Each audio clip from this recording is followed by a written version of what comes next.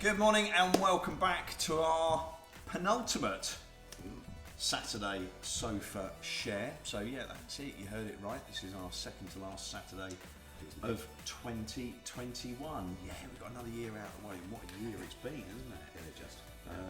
Stamp duty twice. Yes. Giving us that kind of massive push. And I know, not just for Evolution, and I think it's great that all my friends that own agencies throughout the UK and other companies have done exceptionally well, which also means it's not just about the greed about getting the money.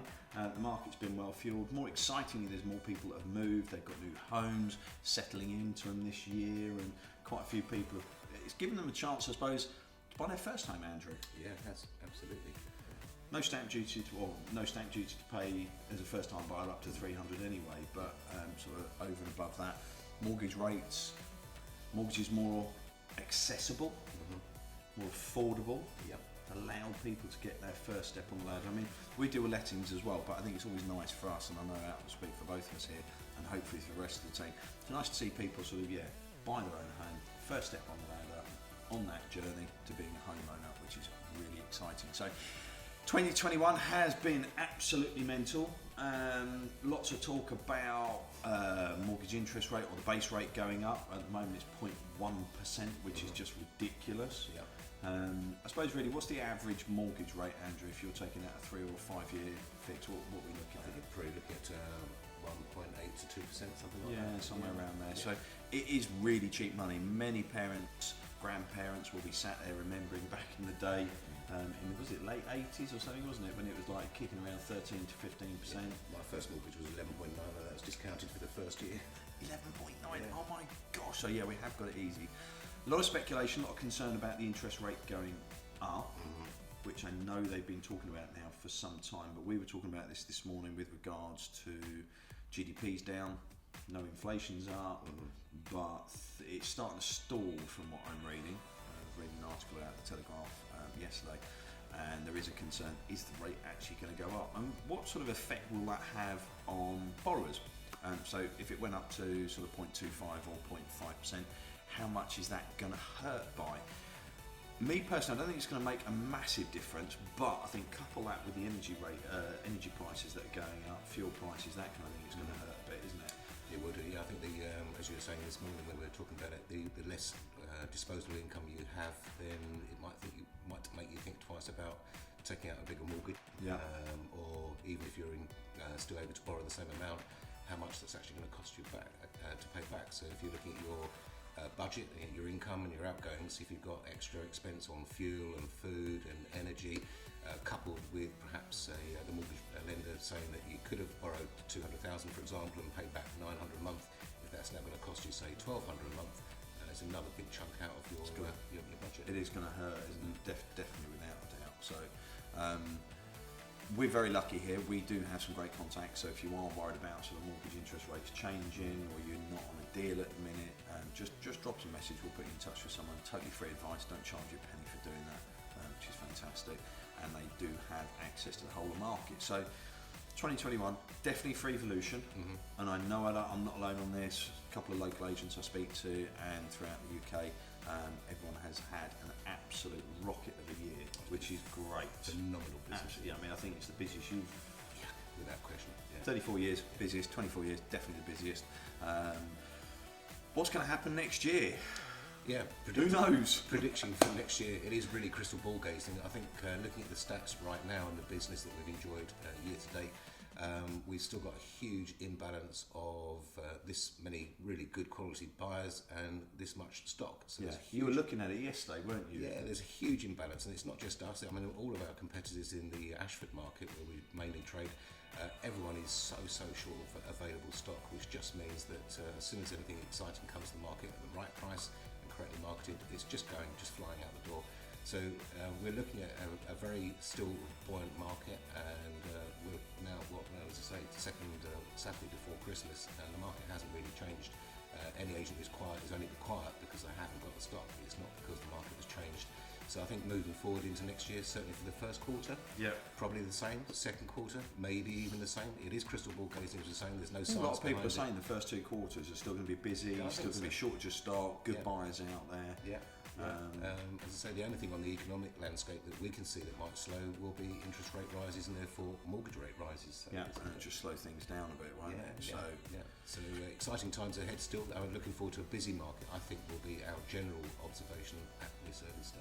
I think, again, coming back to a point you raised earlier, Andrew, and sort of for the viewers, everyone thinks estate agency is really simple. It's a really great job. We go out, we value houses, fantastic job. We peer into people's lives and, you know, look at their decor, and sometimes you kind of cringe because of different colour schemes maybe, and sometimes you might even wipe your feet on the way out, joking aside. However, people think our job's really, really simple. Well, actually, I had a conversation a few months ago actually with someone who was sort of arguing the cost of selling and them doing the viewings against us doing it.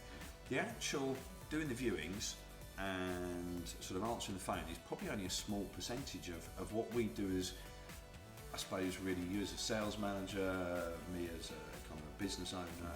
We're always pushing the business, we're always pushing the envelope of the business, and we're always trying to stretch it and go further and further to bring more business in. And I think perfect example of what you mentioned this morning, one of our very well respected local competitors that we're always watching what the other agents are doing, as you did yesterday, and we look today, they have actually only got, of I suppose, normal houses, and they're a big player in the market. They've only got 15 properties currently on the market. That's frightening, and I would expect them to be around that 50, 60, 70, and I think what we're trying to get at here, a lot of agents, we feel at the moment, who have come into the market over the last sort of 12, 18 months, haven't got the experience to continue with the business, be able to provide new stock for you as buyers, sellers, that kind of thing. And we're already pushing hard, aren't we, with our, I suppose you call it touting, prospecting, getting the name out there, assisting people, and just softly, not kind of like knocking on people's doors and putting a gun against their head and telling them they've got to sell their house to us. Far from it, but it's just working that market, isn't it? And it's off-market stuff as well. We've sold a couple this year. I remember you did one over Blackthorn Way. Got a buyer on it, didn't even need to put it on the market, and I know Peter on Distinctive Homes has done the same. Yes. Yeah. So it is about being good agents, being creative, moving that market forward. High street agents are fab because they've all got a place. We're not on the high street, but we feel we don't need to be. We're easily accessible, and it works for us. So again, looking forward, if you are sort of considering selling and you're looking at an agent and you don't know who to choose, look at their stock, look at what they've got, what kind of similar homes have they got, and I think for me it just shows how tenacious the agent is, how much are they pushing. If they've got good stock, regular turnover, their presence on social media, what their website looks like, how well they're doing on their Google rankings, that kind of thing.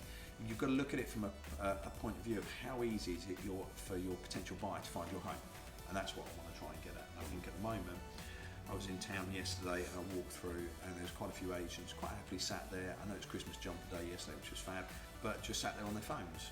I mean on the mobile phones, not actually physically looking as though they were doing any work. And I don't think you can do that anymore.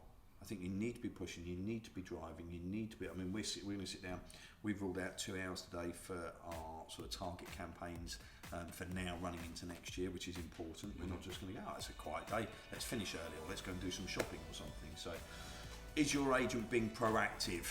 That's what we want to get at really, isn't it? Yeah, absolutely. I don't think many of them are. I think there's going to be a bit of a wake-up call. I hope they all survive, I hope they all do really well. Anything you want to add to that?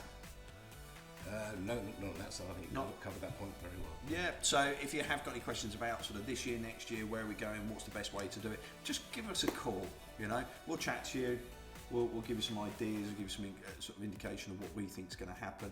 We don't know it all, you know, we like to think we do, but ultimately it's down to you, it's your property, it's what works for you, and we respect that. Property of the week. A bit of a different one this week because we have got some good stock coming on, which is great. So keep an eye on our website and on the some normal portals, Rightmove, Zoopla, on the market and booming. But we actually for once want to shout about a success, and I'm going to hand it over to Andrew because I was off yesterday and you messaged me and I was just like, wow, that's amazing. So tell the viewers. Well, so it's a property that we had over in Hawkinge, and the property never actually came to the market. We were shown around an investor buyer on a similar property in the same road. Took the keys with us, just thinking outside the box. I thought you might want to look at this one. They did. They looked at it, offered, their offer was accepted, and we issued sales memorandums to the solicitors of Active for the buyer and the seller on the 18th of November, and he exchanged contracts yesterday. So that's just 22 days, not even 22 working days. I was going to say, that's not even working days, is it? No, so 22 days from offer accepted and sales letters issued to exchange of contracts. It just shows the benefit of one, having a motivated buyer with financing in place, the right solicitor for the buyer who is just super savvy and hot, who really looks after his clients. Can I name names? No. Can't do that. But I think that's absolutely fantastic. Yeah, really looks after his clients, and on behalf of the sellers, again, super hot, motivated solicitor, everything lined up. The seller done, we've talked about it before in previous videos, got all the property information form filled in, sent back to the solicitor, signed the contract as the sales memos were issued. So a few inquiries, the normal searches, etc. Bam, gone. Talking about solicitors doing their right job, we also had a bit of a negative issue because I think you were stuck on hold. We're not going to mention names because that would be unprofessional. But it was one of these classic kind of corporate online solicitors, wasn't it? And how long were you on the phone for? Oh, 15 minutes and 41 seconds. There we go, just to get through to a solicitor. So from that point, I think that we want to constantly drill back home. Cheapest is not always best. So the 15-minute phone call to that solicitor, they're probably one of the cheapest, typical corporate solicitor out there. It's very impersonal for them, but as you quite rightly said, on the other side, so on Grice Close, local solicitors who know what to do, who know the area, who know the ins, the outs, the pros, the cons and everything, manage to turn it around quickly. So saving £200 on your solicitor's fee could cost you a lot more, because if your person you're buying from or selling to, if there's a delay because your solicitor's just not bothered, you could end up losing and costing you more in the long run. I think survey fees, solicitor's fee, well, you might not even get those back. So do be mindful. So brilliant. Well done. Excellent job. We know we've got a happy buyer who's hopefully going to be renting that through us. We've got a happy person that sold it, because again, it's sat empty for a less amount of time, which is not costing them, which is great. So that's it from me. We'll have one more next week. Yes. So we got our night out on the night before that, so it might be a little bit later in the day maybe. But that's it from us. Have a great weekend. Stay safe and enjoy the last bits of Christmas shopping and putting decorations up. Thanks very much indeed. Take care. Bye bye. Take care.